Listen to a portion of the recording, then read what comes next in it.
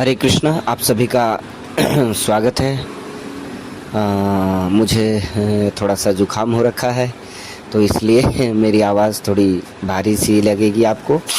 तो चलिए, जैसे कि वरुथुनी एकादशी के बारे में हमने बोला था, तो हमारी जो अभी एकादशी आने वाली है, जो 8 मई को है, वो है मोहिनी एकादशी। तो चलिए आइए इसके बारे में हम कुछ इसकी कथा श्रवण करते हैं, यानी कि सुनते हैं। चलिए शुरू करते हैं मोहिनी एकादशी के बारे में।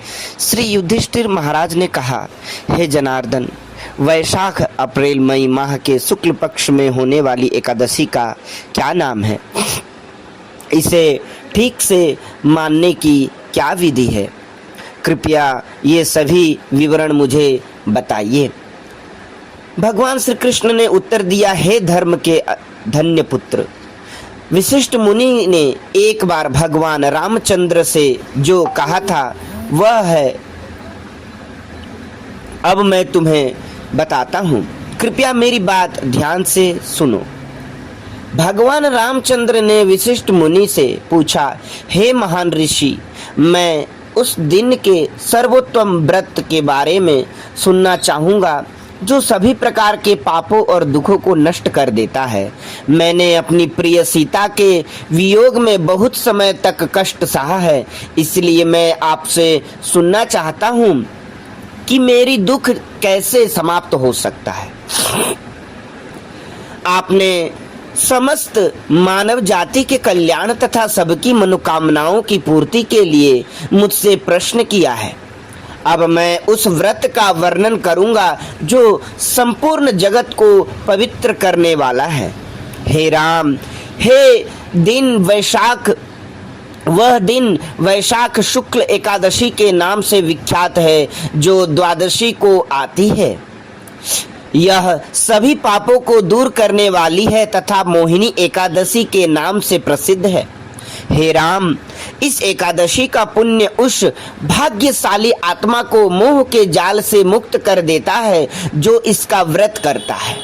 अतः यदि आप अपने कष्टों का विवरण यानी कि निवारण करना चाहते हैं तो इस पावन एकादशी का व्रत रीत से करें, क्योंकि वह व्यक्ति के मार्ग की भी सभी बाधाओं को दूर करती है तथा महानतम कष्टों का निवारण करती है। कृपया इसकी महिमा का वर्णन करते हुए सुने, क्योंकि जो व्यक्ति इस पावन एकादशी के विषय में सुनता है उसके महानतम पाप नष्ट हो जाते हैं। सरस्वती नदी के तट पर एक समय भद्रावती नाम की एक सुंदर नगरी थी, जिस पर राजा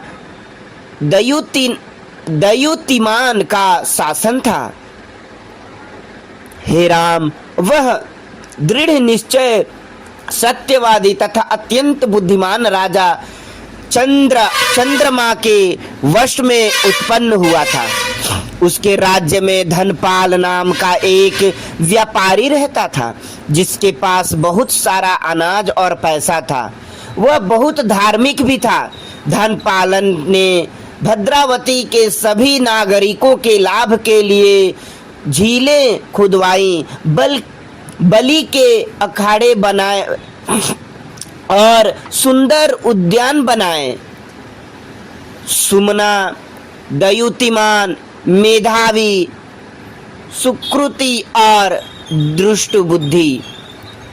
दुर्भाग्य से उसका बेटा दुष्ट बुद्धि हमेशा बहुत पापपूर्ण गतिविधियों में लिप्त रहता था, जैसे वेश्याओं के साथ सोना और इस तरह के पतित व्यक्तियों के साथ संगति करना। वह अवैध यौन संबंध, जुआओं और इंद्रियों को संतुष्ट करने के उद्देश्य से कई अन्य प्रकार के कामों का आनंद लेता था। वह देवताओं, ब्राह्मणों, पूर्वजों और समुदाय के अन्य बुजुर्गों के साथ साथ अपने परिवारों के मेहमानों का भी अनादर करता था। दुष्ट हृदय वाले दुष्ट बुद्धि ने अपने पिता की संपत्ति को अंधाधुंध तरीके से खर्च किया। हमेशा अछूत खाद्य पदार्थों का सेवन करता और अत्यधिक शराब यानी कि मदिरा पान करता। एक दिन धनपाल ने दुष्ट बुद्धि को घर से बाहर निकाल दिया जब उसने उसे एक जानी मानी वेश्या के साथ में हाथ डालकर सड़क पर चलते देखा। तब से दुष्ट बुद्धि के सभी रिश्तेदार उसकी बहुत आलोचना करने लगे और उससे दूरी भी बनाने लगे। जब उसने अपने सभी विरासत में मिले गहने बेच दिए और कंगाल हो गया तो वेश्या ने भी उसे छोड़ दिया और उसकी गरीबी के कारण उसका अपमान किया। दुष्ट बुद्धि अब चिंता से भरा हुआ था और भूखा भी था। उसने सोचा मुझे क्या करना चाहिए, मुझे कहाँ जाना चाहिए, मैं अपना भरण पोषण कैसे कर सकता हूँ। फिर उसने चोरी करना शुरू कर दिया।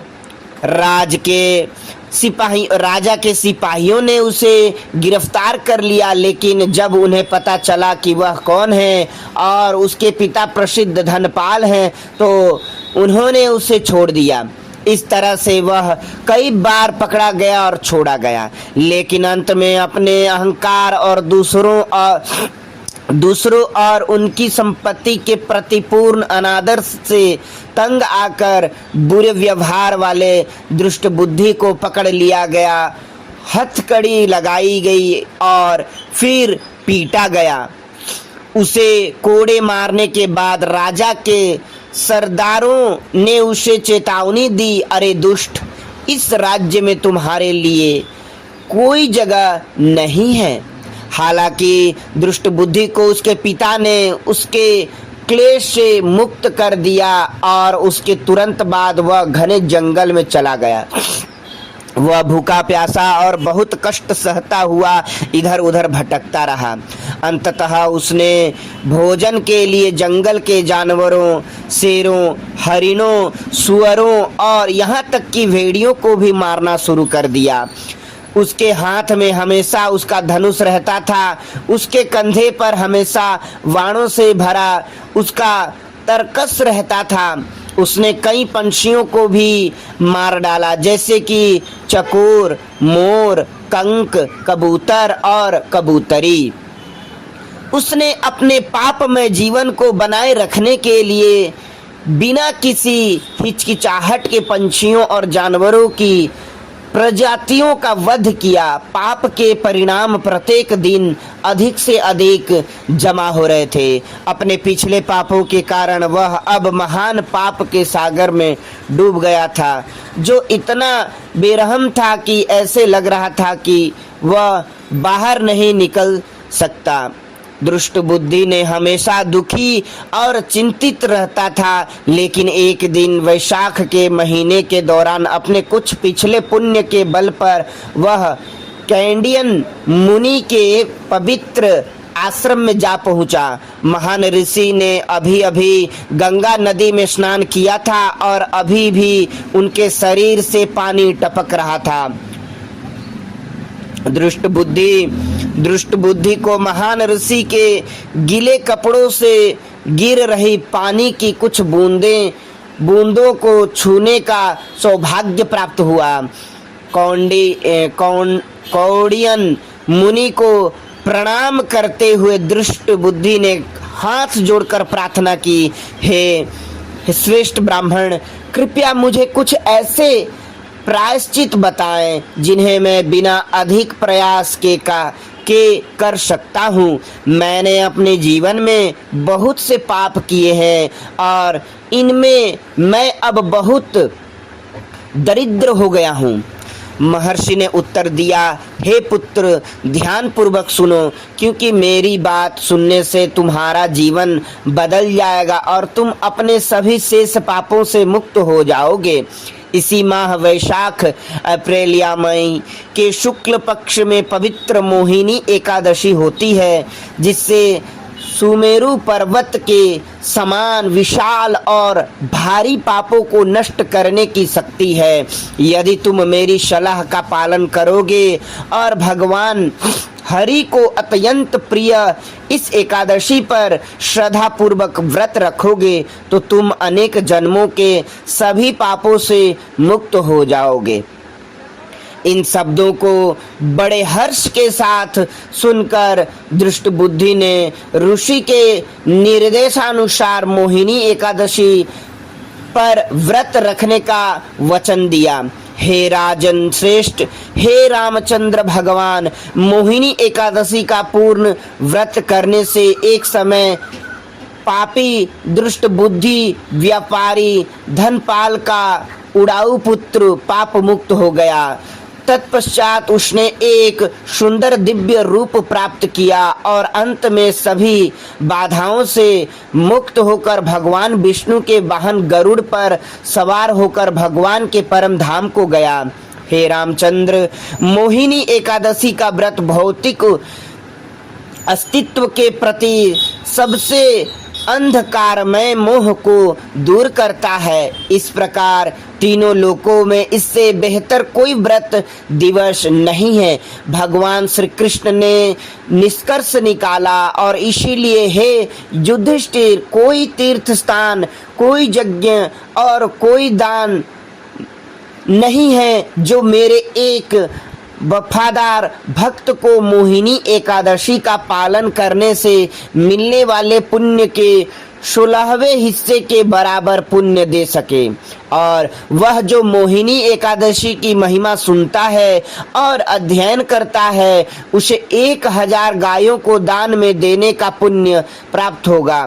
इस प्रकार कूर्म पुराण से वैशाख शुक्ल एकादशी या मोहिनी एकादशी की महिमा का वर्णन समाप्त हुआ। हरे कृष्ण।